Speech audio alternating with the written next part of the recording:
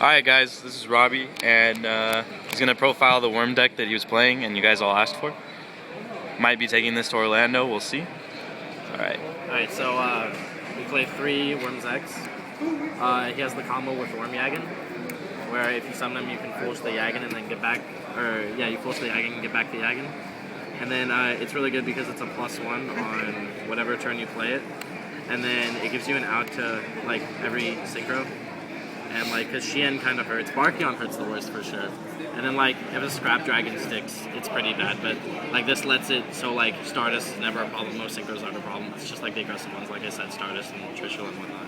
So yeah, we play 3 Zex and 3 Yagen. And then we play 3 Worm Carteros because he's the only other like decent worm that can fit with this. Some people play Apocalypse and Lynx, but I think Lynx is too slow and Apocalypse is a little too situational with the change in the format. Because there's a lot of decks that just like don't play Speller Traps, like the Undine Synchro that you guys will see later, and then like Frog Monarch and some Debris decks don't play a lot of traps, so Cardos is just like a staple. And then we play 2 Worm King for the Nebulas. 2 ended up being a lot better than 1, and 3 is a little too much. And a lot of time we can just draw it and sack for it. And it's never really bad, because like once you usually drop Worm King, it's over him, you just like tribute it, because you can pop himself, start popping other worms. It's really good with the Yagen's X combo if you drop it on 2. It's like never bad, because you go like summon, send this, and then bounce one of their guys, sack a guy, and then pop a card, so you end up getting like 3 of their cards. Fuck each one. So yeah, we play 2 Worm King. We play 2 Evil Dragon Manta. This card is honestly really ridiculous. It makes it so they have to basically stop playing cards, because every single end phase, it forces you to pop a card, either yours or your opponent's in play. You have to. So you usually drop it. If it's early, you can drop it if you have protection. If not, it's something you save, and then you gain 600 attack for every worm in your graveyard and field because you remove them all. So he ends up being like super good sometimes, or super big. Like he's just huge and they can't kill it. But if you drop it early, then it basically forces them to like stop playing cards. Then you play like Protect the Ananta, and then once you don't need it anymore, you either start popping dead cards or you pop himself, and it's pretty good. We play Honest because all of our guys are lights, and it gives us another out to stupid synchros we don't like Scrap Dragon, Stardust Dragon, Xian, whatnot. We play 1 Ally Genix Birdman because it gives us a way to synchro. We play all like the standard synchros, but the one that's the most important that we play with Birdman is Ally Genix Ally Triforce. And when he's synchroed with, you need a Genix tuner, and you gotta make it, he's a 7-star, and he gets different abilities depending on the attribute you sync with. When it's synced with a light monster, once per turn you can put a guy, a light monster, from your graveyard, you can play face down. So you can start getting back Yagen, or Cardos if you want +1, or Yagen if you want to start getting rid of those guys, or you can even get back King, which is just, if you have the protection, of course getting back King and then flipping it next turn is like a free 27. Yeah. So then that's all of our monsters. I believe we play 3, 6, 9, 13? Is that right? No, more than 13? 6, 9, 15 monsters. Yeah. And then our magics, we play triple duality. You need a way to get the Nebula and just consistently draw your guys or protection, whatever you need. Like any anti-meta deck, because the deck doesn't really special that much. Like it honestly doesn't. Like you have an Anta and you have Birdman and you have Nebula, that's about it. Like duality and Zex is never really a problem. Like there's some games where I open both and I don't know which one to play, but it's usually depending on the rest of my hand I can. So that's like never terrible and it's always good. So I play 2 Space Typhoon, just staple just in case something crazy happens. Decree helps. Necro Valley too. Against Gravekeeper it's kind of hard because Necro Valley stops our Ananta, and all their guys get really big, and that's the only problem with GK. It's not that like Necro Valley hurts like our main deck cards, because like Yagen works under Valley and like Nebula still works and everything, and we play a low monster count so Royal Tribute doesn't hurt. It's just all their guys are bigger. So that's the main problem. And then we play staple like Dark Hole, Book, Reborn. Book is really good because we can reuse our flip effects.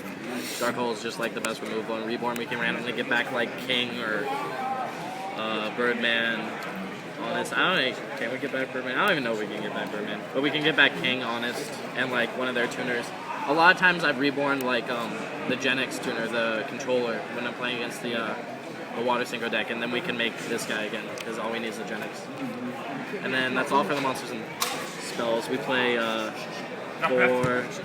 8 magics? Yeah. 8 magics. And then the rest is traps. So we play a triple Nebula Meteorite. It's just like, it's kind of like GK with Royal Tribute, where if you open Nebula Meteorite and like a Cardaros, a Yagan, or a Zex, then we're usually winning that game, especially with the Zex because we draw 2 cards and get the king. Whereas with Cardaros, we flip, we get another guy and get the king and a card, and then Yagan, we can play it so we like bounce their guy early. With Yagan, it's the worst, but with the rest, it's like great. Like Yagan's not bad, but like it's just better with the others. We play triple D Prison because when we resolve this, our guys need to stay face up or else they don't get their effects. So we need as much protection as possible. And D Prison right now, I think is the best like anti-stuff card.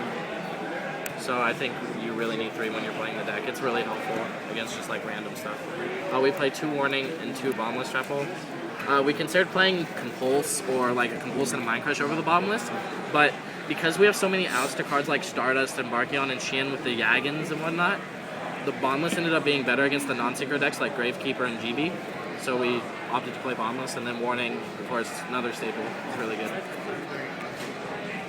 We played 2 Offering to the Snake Deity. 3 ended up being too much. 2 is great. I never don't want it. But when I had 3, it clogged, because sometimes you just run out of monsters, or, well, not really run out of monsters, you just don't see them as often, because you really only play, like, 9 guys you want to tribute, or pop their cards, so 2 was perfect. And then you can randomly do it with the Evil Dragon and Nanta, when you're like, don't want it anymore, and they do a play to try to get rid of it, and then you're just offering it away anyway, so that's good. We played 2 7 tools. We considered a third, but 2 ended up being the right number because, again, like some decks are just low trap count now, and at the beginning of the format, we can't just commit to 3 so early. And then for the last traps, we played Mirror Forest, Solemn, and Oppression. Oppression kind of gets bad sometimes if you open it with a Nanta or like Nebula, but you can, if it's the first time flipping Oppression, you can go oppress their guy and then chain the Nebula, and then they can't oppress the Nebula because it's the first time you flipped up Oppression. And then that's usually like the main key play with it, and it's usually just after we set up. Like if you open with like a Nebula in your hand and you have a Nanta in your hand and you have no way to play both, like usually I just won't flip the Oppression, I'll wait to set up first and then I'll flip the Oppression to protect everything else. And then yeah, we play the Solemn and Mirror Forest, and that's 4, 8, 10, 13. Yeah, 13 traps. So that's 13 traps. 15 guys and 7 magics? 8 magics?